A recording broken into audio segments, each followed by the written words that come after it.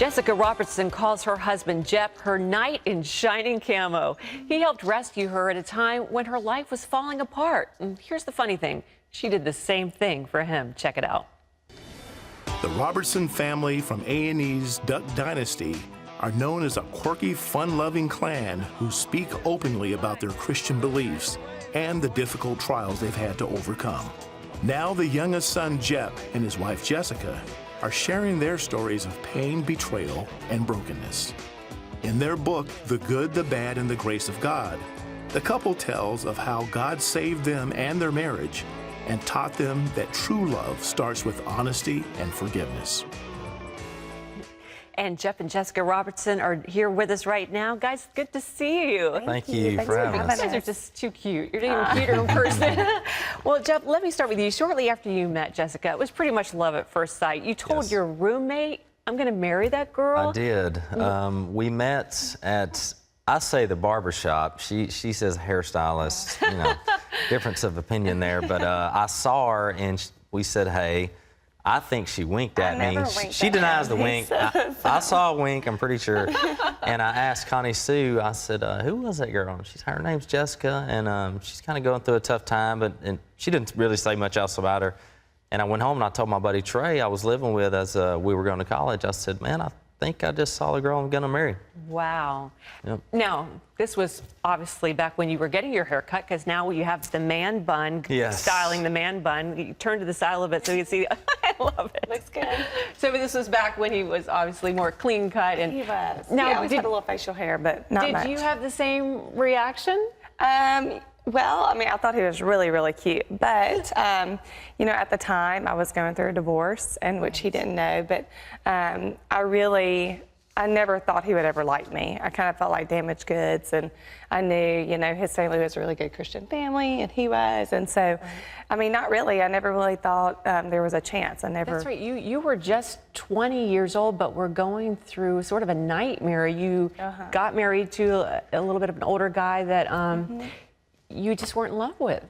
Yeah, it was right out of high school, and we got married. And, you know, at the time, I really didn't want to get married at all, and I just felt like I couldn't get out of the situation. Sure. And so I was really a people pleaser and didn't want to let anybody down or hurt anybody's feelings. And even though I tried to kind of say I didn't want to, I just felt kind of trapped and like encouraged that, no, this is what's good for you, basically. And that only lasted a year, and at this time when you ran into Jeff, you were still going through the divorce. Yes. And Jeff, you were going through your own stuff, and it all came to a head just a few days before Halloween one year. What happened? And this was a couple years before I met Jessica, but I had my senior year of high school.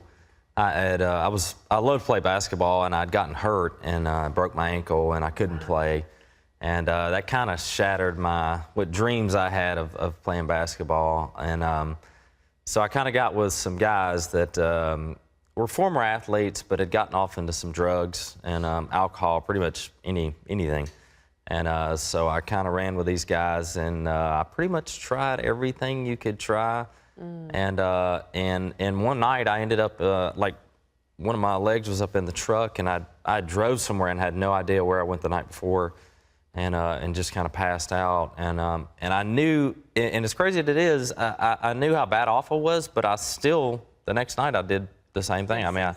You were really. And so, yeah, luckily I had my family intervene. My brother left a note on my truck and said, Jeff, I know what you've been up to. Wow. And I was like, oh no. And I'd been hiding this from my family. And so sure enough, I went down to my mom and dad's house, and all my brothers were there, and they just had an intervention, just like you would see on the show on TV. It was a straight up intervention.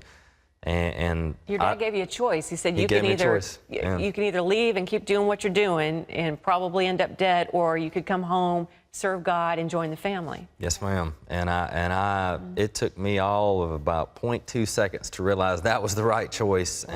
And so yeah, me and my dad, when we really grew close and studied together, and I really wanted to, you know Christ as you know in my heart more than I thought I did before. Like I kind of thought I did, but once I really got to studying, it was like, oh yeah. So that's actually when I became a Christian. So. Well, and then around that same time, you all started dating, and you're on a little beach holiday with the whole family, with the whole clan, and you decide you need to come clean about a few things in this infamous beach letter to Jep. What was in that letter? Well, We don't have to tell us what was in the letter, but you have to read the book. But it was basically just coming clean about after I'd my first husband and I split up. I kind of just went wild, and I really felt lost. And through that time before I met Jep, I mean, it was just a 2 months, period that I kind of got into partying and drinking, and then I got into situations that I'd never been in, and ended up, messing around with some other guys, and I didn't know how to get myself out of that situation. Back then, we didn't have cell phones. The good news is he forgave you. Yes. I mean, it took a little time. You guys got married, and you're now living in the backyard of one of your brother's homes in a trailer. What was that like? Oh, it was good. Great. I never looked at it like we had it tough or anything. And it was actually Jace, and Jace said, "Yeah, you can put a trailer right there." And so we loved it. I mean, we thought we were. It was our little castle. As my dad would say, we thought we were living high off the hog. That's right. That's his, Right. saying. And you were. You had love. What else do you need? right. But then a few years into the marriage, some problems. You came home one day, and to your surprise, you saw Jep on the computer. Yeah. What was going on?